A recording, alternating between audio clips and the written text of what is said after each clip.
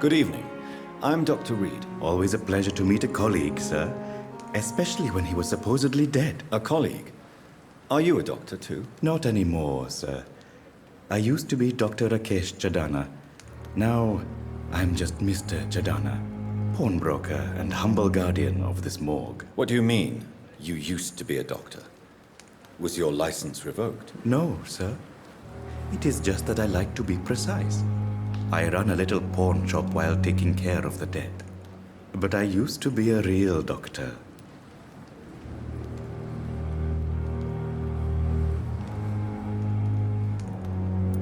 Please show me what you have. Of course.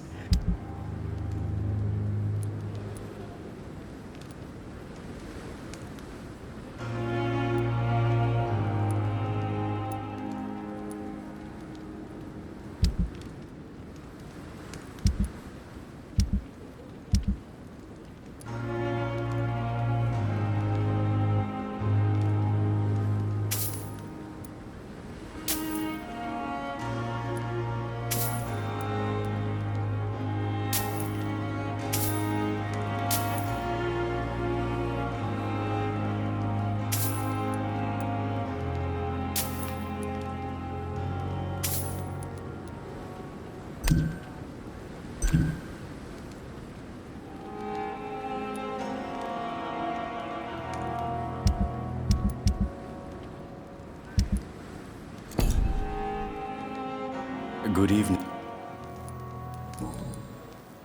Are you afraid or uneasy being surrounded by so many corpses? Why should I?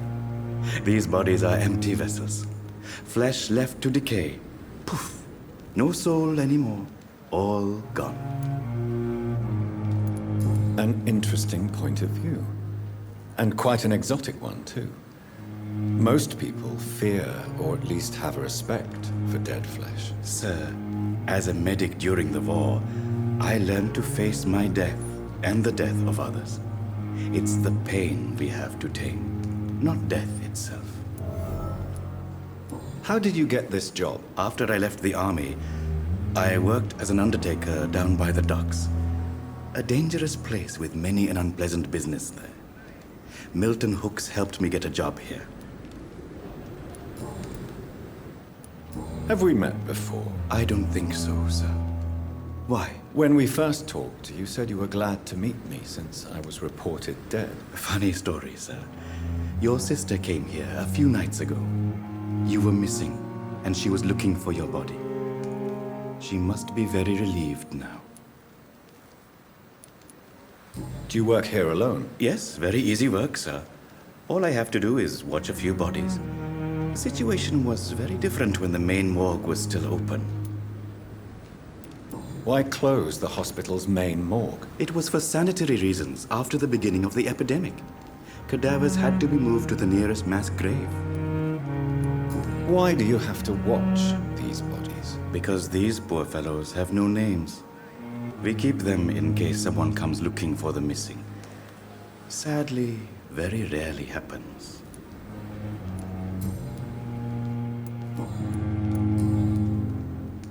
A pawnbroker? I expect you get all types of people here. Yes, sir. All kind of people. For I sell all kind of goods.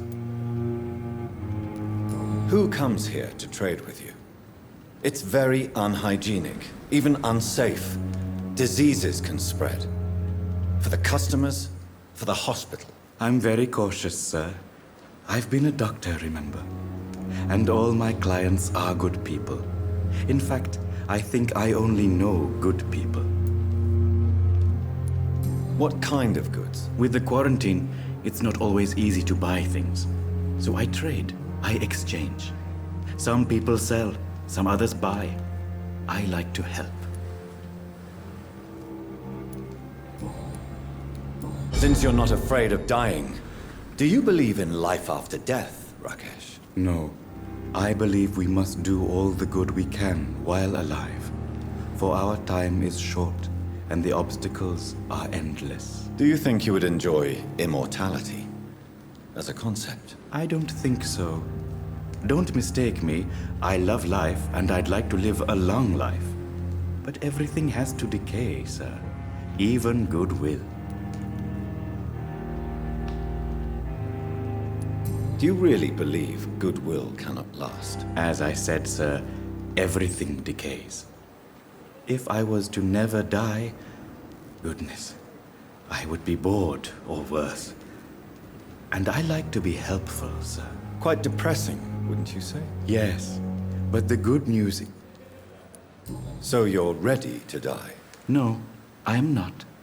I don't fear death, for I... You're a wise man, Mr. Chidana. No, Dr. Reed.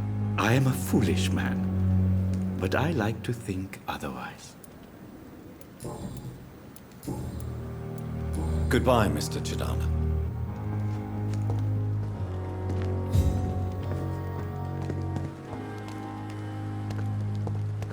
Tomorrow, more bodies will arrive and then sadly depart.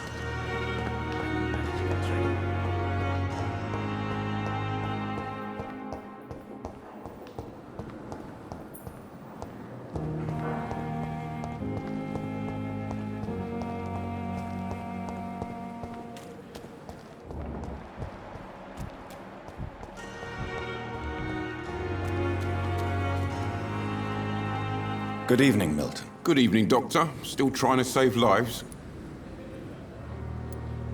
I have some good news, Milton. What? The epidemic's over? I retrieved your wallet with all the money and a certain picture. Well, yeah, Pippa Hawkins is my girl. So what? Is it the difference of skin color that bothers you? Not at all, Milton. Good. Please, take this money anyway. To remind you to keep your mouth shut. Not everybody is as broad-minded as you, Dr. Reed.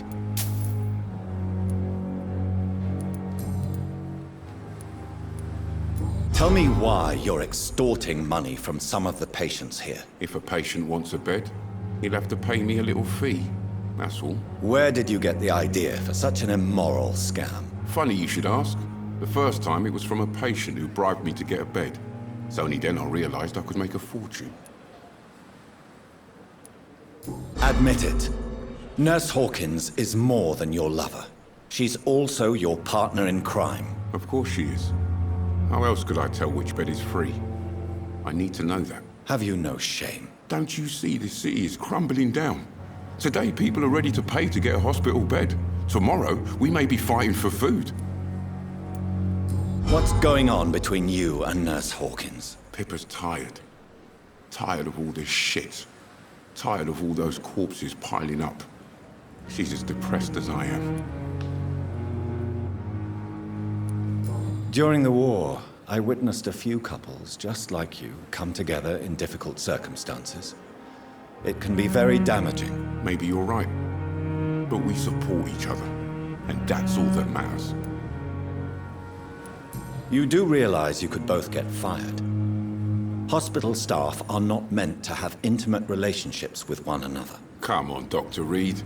Do you know how many rules are broken in this hospital every day just to keep it running? There's nothing wrong with what we're doing.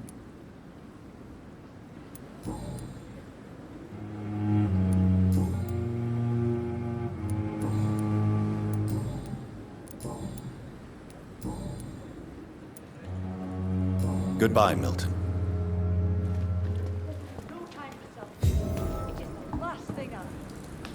Good evening, Nurse Brannigan. Good evening, Doctor.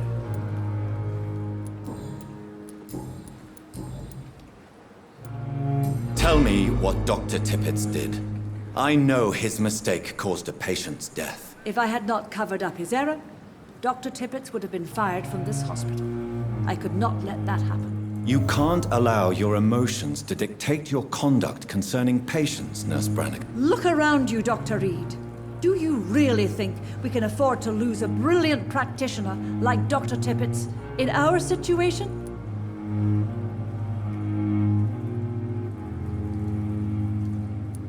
Perhaps you did it with the best intentions, Nurse Brannigan, but you took a great risk. Must I remind you that a man died? You mean you've never made a mistake? Never covered your tracks? Come on, Doctor. I wasn't born yesterday.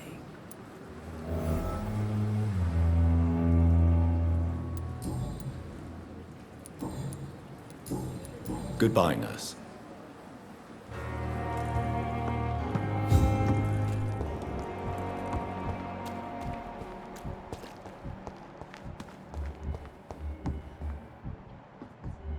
I thought last summer's epidemic was difficult.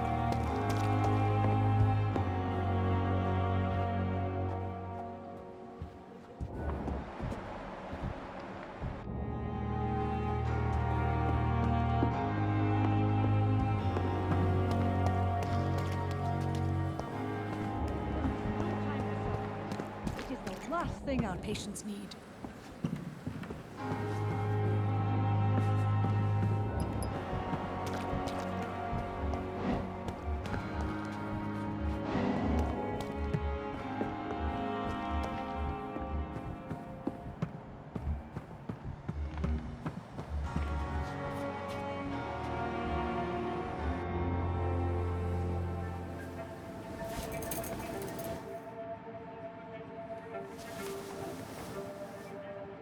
How can I be sure I'll not find your unconscious body in the house again? I promise you, you'll not find my unconscious body. For God's sake, how can you say such a thing? How can you refuse to listen? I tried to warn you for so long. No, I won't let my only son die. You promised me you'll stay alive. Your son lied to you, like the whole world lies to us.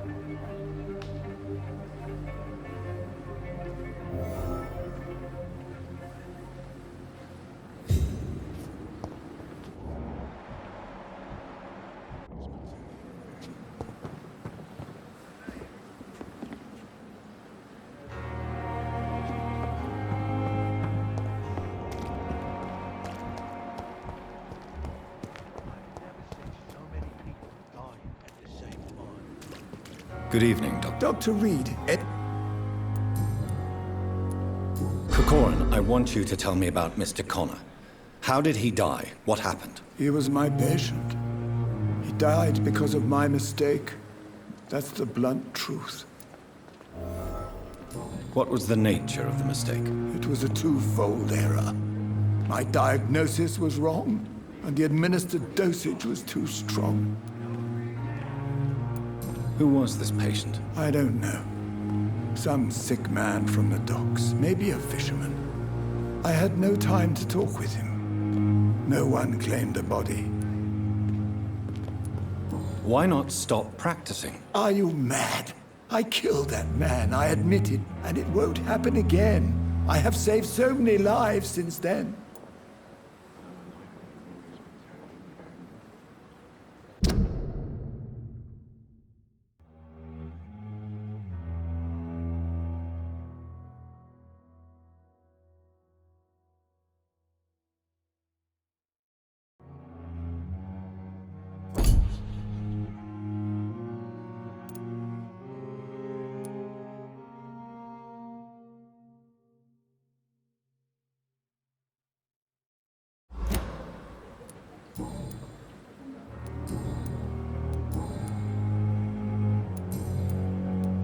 I will cover for you, Dr. Tippett, by keeping what happened to Mr. Connor to myself. I don't know what to say, actually. I can't exactly force you to become my accomplice. You didn't force me. This is my decision to make. I believe you're still of use to the hospital, considering the situation. Then I can make you this promise. As soon as the epidemic is eradicated, I will resign.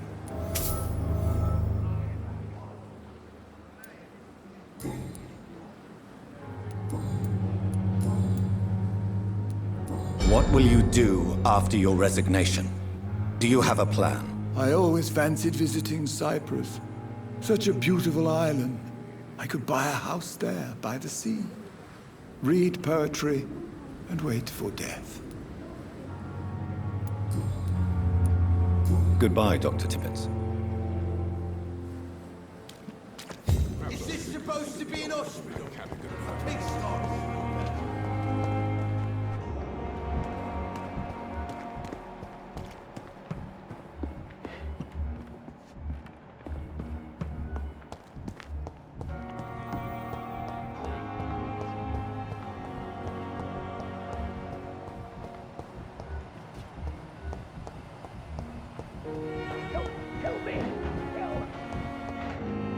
Good evening, Dr. Tippett. Dr. Reed,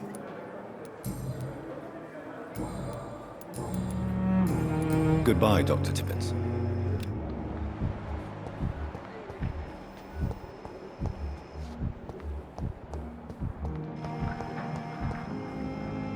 Good evening. Good evening.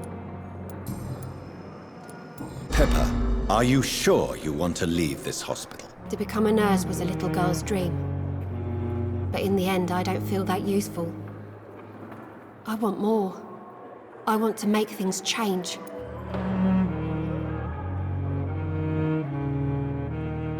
But you're doing something important here. For all the patients who need your help. We save lives, sure. Each time we send a cured patient home, it's a relief beyond words. But since the epidemic, I feel so powerless.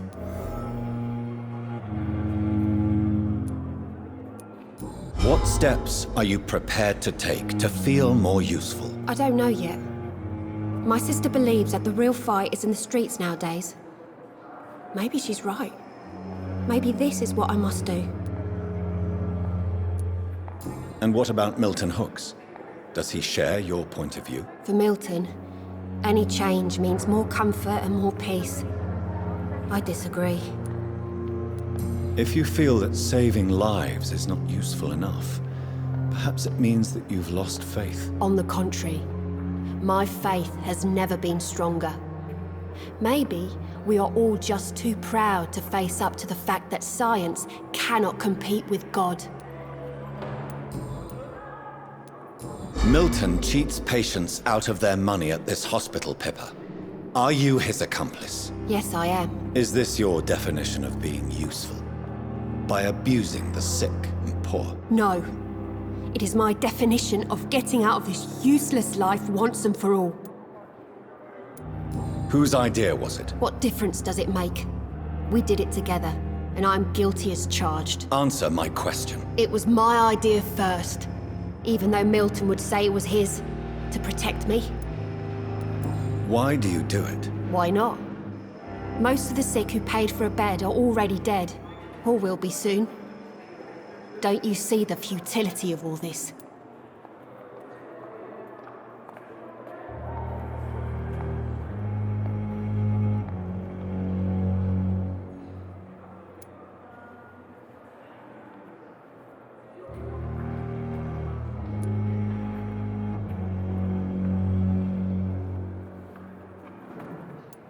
You put a price on hope. This goes against everything you swore to uphold as a nurse. Report me then, Dr. Reed. Report the little nurse and keep on lying about the surgical errors, the wrong dosages and diagnostics that we all covered for the sake of our colleagues.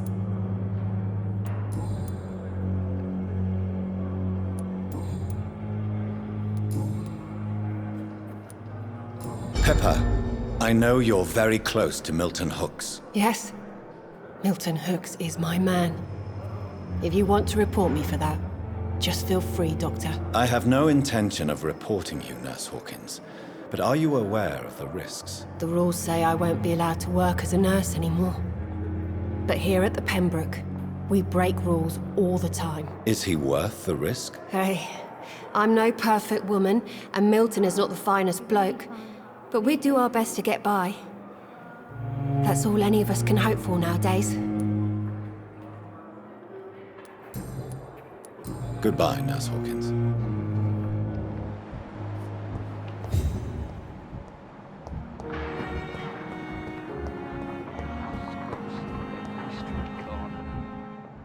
The daily routine. Good evening, Miss Howcroft. I need blood, Doctor. Warm, rich, vibrant blood. Tell me, Thelma, why do you feel so attached to Mr. Elwood? Why him? I'm not sure, Doctor. I think we have a bond of some sort. We've both suffered so much. He's the only mortal I find interesting. Do you plan to make him a vampire too? Of course not. How could I inflict my curse on anybody else? I'm not that cruel, Doctor. Would you say you and Mr. Elwood are romantically involved? No. No, Thomas is a delicate soul. Even though he disguises it. But I am not the woman he needs. No, for I am a vampire, Doctor.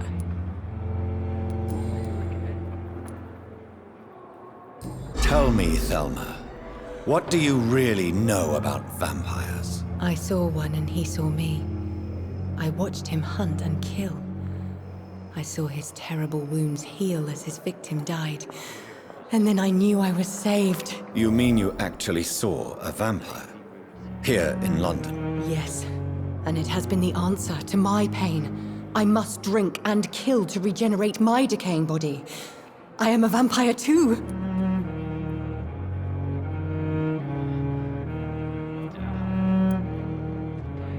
You have no idea what problems your claim could cause if heard by the wrong people, Miss Howcroft.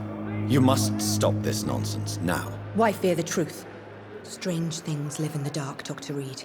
Strange and ancient beings that were here before this island even had a name.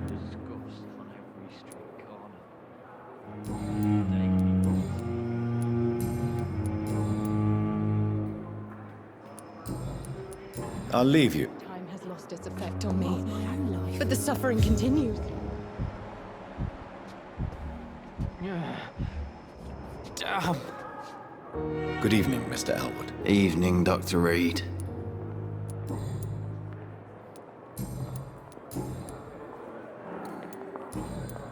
Goodbye. Disgust on every daily routine. I have wasted too much energy.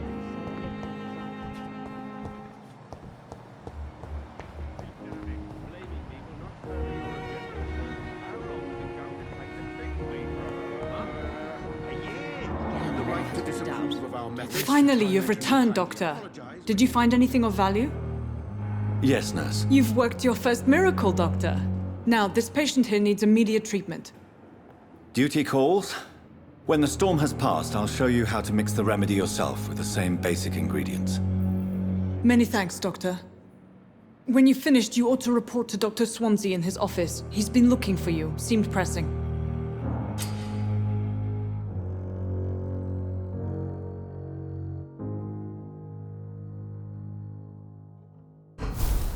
Good evening, sir. Doctor. My sweet girl.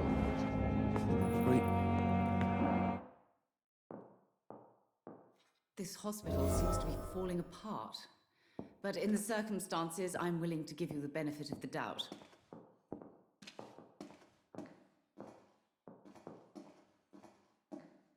Good evening, sir. I'm Dr. Reed. May I help you? I don't know if a third opinion is needed. Your colleagues are already arguing about my condition. I see. Would you mind telling me more about your situation? I'm Harvey Fiddick. All I want is to get me bloody arm fixed properly. Tell me about yourself, Mr. Fiddick. I'm just a regular guy waiting to get his arm fixed, so I can return to work and to my family. I was more curious about what you were doing before being hospitalized. I'm a carpenter, and a good one too. But that means I need both arms to feed my family, Dr. Reed. Are you satisfied with your treatment here? Well, it's clear that I've chosen a bad time to be injured. Forgive my bluntness, but you seem overwhelmed by cases of the flu. I won't lie to you about it. I'm afraid we are. Are you sure you don't want to operate yourself, Dr. Reed? I have the feeling you're very capable, and your colleagues seem to think so too. In other circumstances, you would be right. But for now, I don't think I can take on the responsibility. My apologies. Tell me about the doctors who are arguing about your case. Strickland and Aykroyd. They both want the best for me, but there's a lot of pride there. Doctors are no different from carpenters, it seems. What do you mean? I often had professional arguments with rivals on a building site. Difference is I disagreed about wooden nails, not flesh and bones.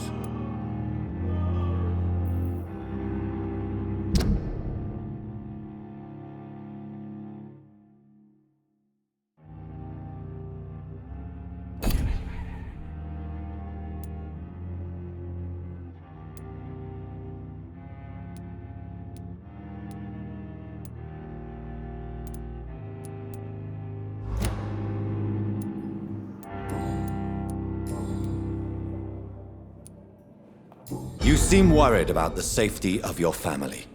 And it's obviously the reason why your wound troubles you so much. I cannot give up on my children now. They both need me living. What about their mother, if I may ask? She died in 1915 during one of the first Zeppelin raids.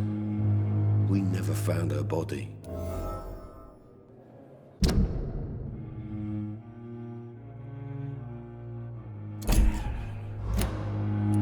Tell me about your injury, Harvey. Why do you feel so guilty about it? My wife died because of me. And now I may lose everything because I've been careless enough to hurt myself. What an arsehole. How could your job be responsible for your wife's death? I was working a double. She went out to bring me a hot meal and got caught in a German bomb raid. You can't hold yourself responsible for your injury, Mr. Fiddick. Unless you tried to hurt yourself. Of course I didn't hurt myself. But I can't work until my arm is fixed. My children need to eat, Doctor.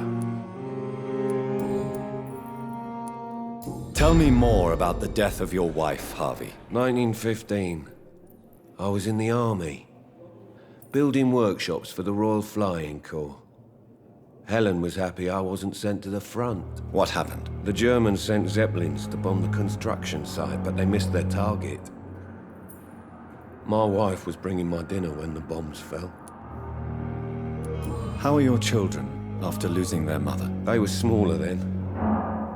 The only good thing about this is my Helen didn't bring them with her that night.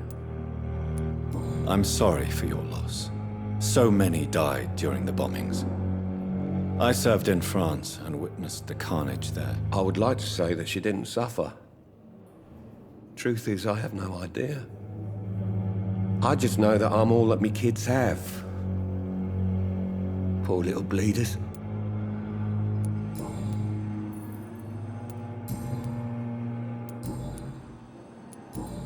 Goodbye for now, Mr. Fiddick. I'll see you later.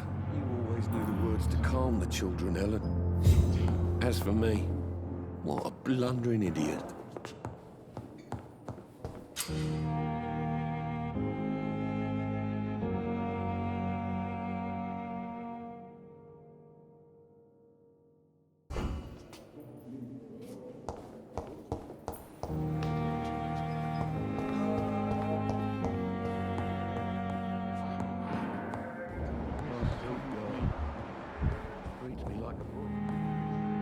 Good evening, Mr. Goswick. How are you? I'm okay.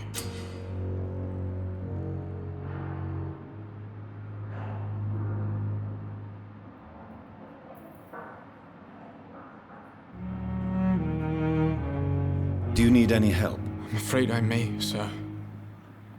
I don't mean to be a burden. You are not a burden, sir. Healing you is my responsibility. And you have my gratitude for that.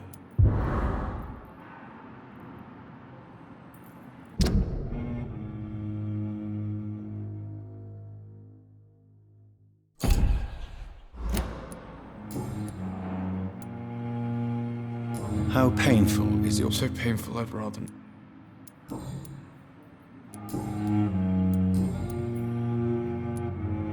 Admit it, Mortimer.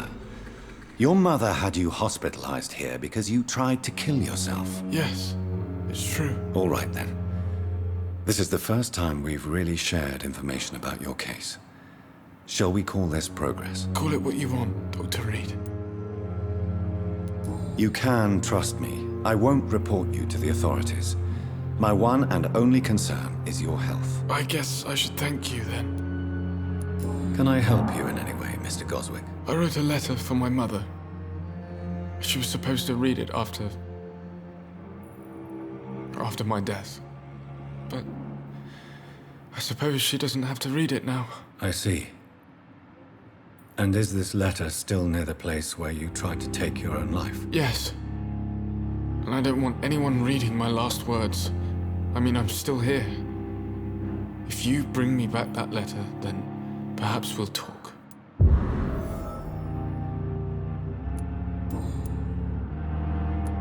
Tell me about yourself, Mr. Goswick. I don't want to talk, Doctor.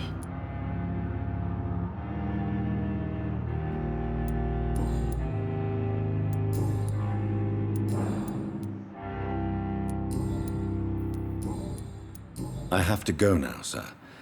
But don't hesitate to contact me if you need any help. I'm all right. Don't waste your time with me. Good evening, Doctor.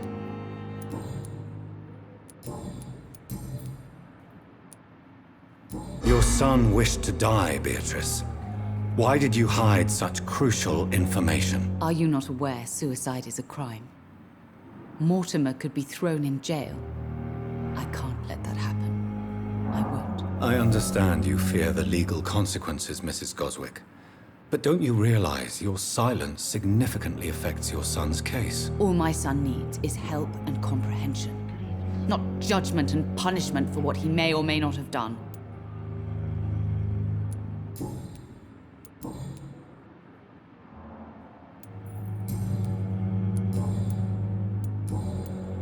Goodbye, Mrs. Goswick.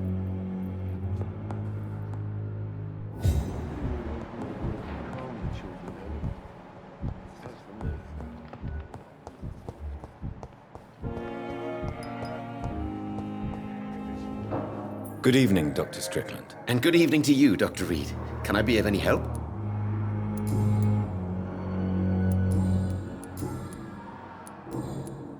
Goodbye, Dr. Strickland.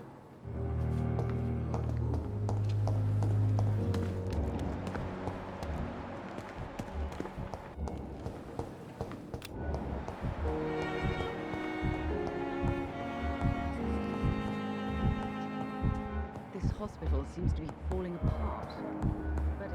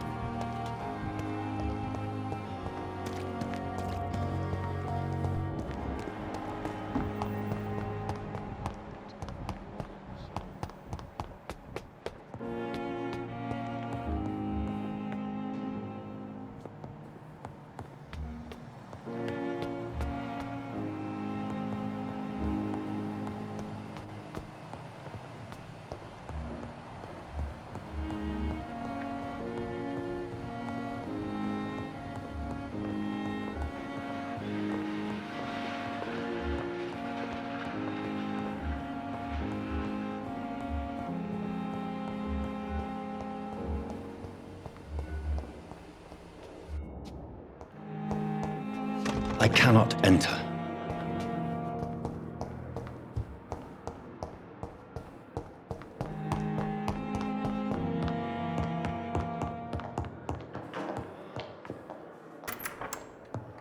Please, Jonathan, come in. Fascinating, is it not? In the last decade, so many mysteries have been brought to light with our microscopes. The human body, biology's penultimate frontier. The more we explore its boundaries, the less we're able to trace a clear line between life and death. You, my friend, have a foot in both countries. The view must be vertiginous. It's at least as vertiginous as chatting about vampires with you, I would say. This must be all so new to you. This area of town, the hospital, a brand new life. How stimulating it must be. I wish I could share your enthusiasm, Dr. Swansea, but my condition defies scientific categorization. Undead? Unalive? Immortality defies logic. I cannot express my thrill at this serendipitous turn of events. The world's most eminent specialist in blood transfusions, a vampire. One might say a gift from heaven.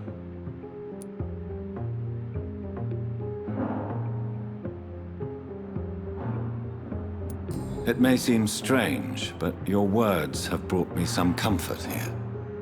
Forgive me. I've been an admirer of your work for a long time, and now you are so much more than a brilliant physician. And please, call me Edgar.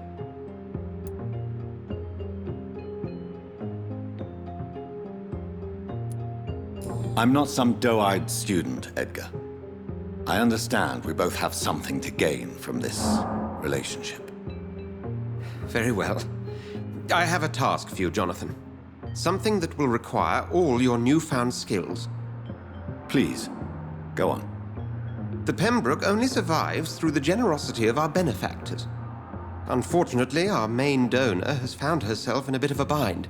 Now, if you could help her out... A spokesman or politician is what you need. That's not my calling. And until I come to understand what has happened to me, I require discretion. Discretion is in order, Jonathan. Lady Ashbury has recently received rather indelicate correspondence that, if revealed, would jeopardize her position. And you would like me to eradicate this threat? By the stole, of course not. I would just like you to pay her a visit. Her ladyship is certainly near the tents outside, tending the sick. You can't miss her. Look for someone impossibly delicate. Accepted.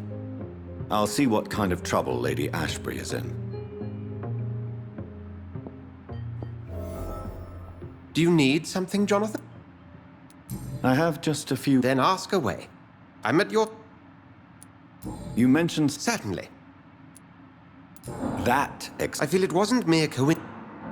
Yet you don't fear me. And still, you know the monster that lurks beneath the civilized surface. The Brotherhood has studied your kind for centuries. We believe you are as supernatural as a lion is to a gazelle.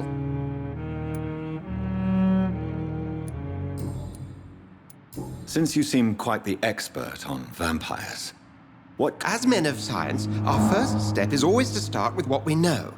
Forget the myths, the hackneyed scrawlings, and the penny dreadfuls. They do not scratch the surface of the truth you now find yourself in. The sun. The morning following my transformation. Its rays burned me. There was pain, smoke, and my skin blackened. You will find there is very little that can kill a vampire, my friend. You have been offered relative immortality. The sun will most certainly hurt you, leaving you weakened and damaged, but it will not destroy you. Must I take a life to live? You are a vampire. You feed, and blood is the sole sustenance that can sustain your immortal frame. And only a living creature contains the nourishment you require. The man we pursued and slew in the canning factory, William Bishop, I believe, was he a vampire? He was a Skald, technically speaking. The debate rages as to their classification. Some think them a subspecies of vampire, others something else. Just for clarity, what differences are there between myself and a Skald? A Skald is easier to eliminate, Jonathan, even if they remain formidable foes for the unprepared. Vampires... Now, vampires exist beyond the mortal realm. Just for clarity, how do Skalds come into existence? The name means slave. The etymology may indicate that they are a lesser species of vampire. From what I know, vampires tend to despise them. Since I'm the one working for you, what should I know about Pembroke Hospital? Well, for many years, we have been the only medical facility in this part of town that people can rely on. We support the community here, as well as provide health care. Where do we stand today? Well, to be honest, we cope on a day-to-day basis. The first wave of the Spanish flu last summer took us by surprise. We lack many of the basic necessities needed. What do you expect of me? What we need is hope. You were a soldier. This is a war. This white coat's still a uniform. We fight to help the poor, the sick of the East End, the forgotten.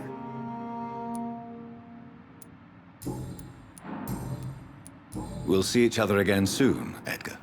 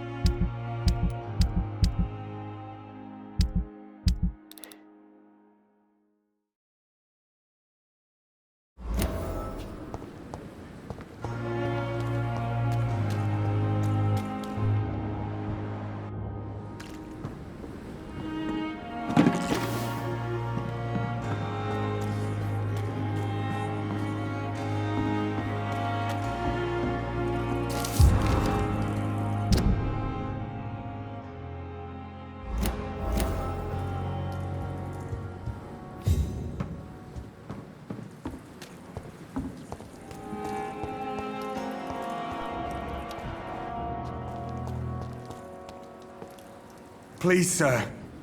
I need help bad. What's going on? I'm Blight, sir. Newton Blight. I've lost my mate. Can't find him anywhere. I'm Dr. Jonathan Reed from the Pembroke Hospital. Please, calm down and give me more details. Oswald and myself were both infantry, sir. We were en route for the hospital, but... well, we had a disagreement. And Oswald ran off towards the canal. How long have you been searching for him? I can't go there. Too many rats by the water. Fucking rats. Can't stand them since the war, sir. Can't stand them at all. Don't be ashamed, Mr. Blight. Many soldiers who survived the trenches suffer from musophobia. I'll see what I can do for your friend. What can you tell me about yourself? I'm Oswald's best friend. We served in the same regiment, sir. We've taken care of each other since we came back from the front. What can you tell me about your friend? His name is Oswald Thatcher. We survived the war together. Oswald is... nervous and quite fragile since we came back from the war. This is a dangerous part of town. What are you doing here? We were looking for the Pembroke Hospital. We both need help. Treatment, I mean. To get some sleep. Just need to feel better, sir. Where was your friend the last time you saw him? He went down by the canal. He didn't want to go to the hospital. I think he went to the sewers on purpose. So I couldn't go after him. I have all the information I need for now. If I find anything out about your friend, I'll let you know as soon as I can. Thank you, Dr. Reed.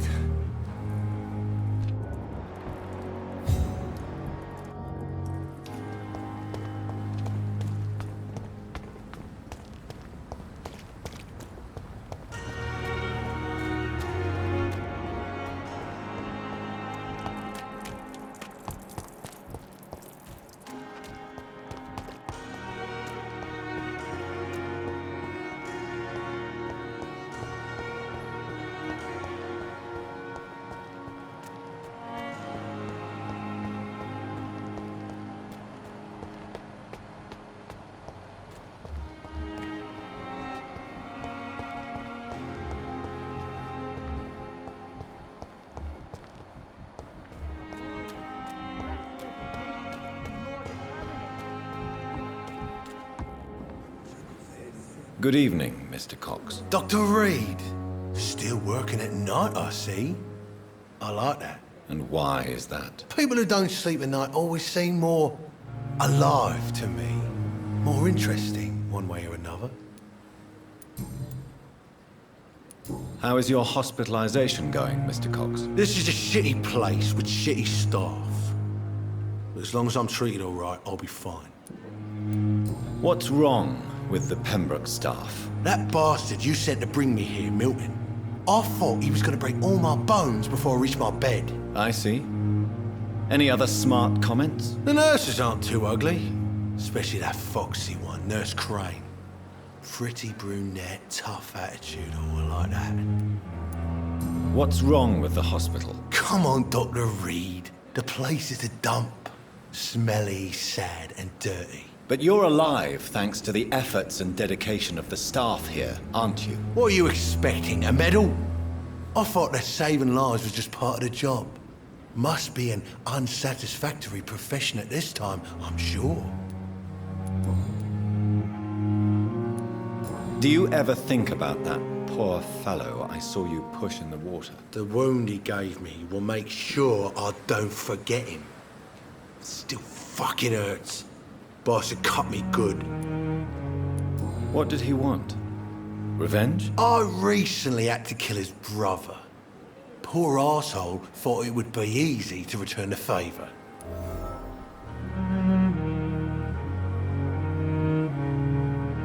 Only the strongest survive, then? Survival at all costs. Is that all you think about? I'm the toughest bastard you'll ever meet, Dr. Reed. And I don't give a fuck what you think of me. That man was determined to murder you. You almost died. What a surprise. The first time I met him, he nearly shit himself. Fucking coward. I guess revenge gives you balls.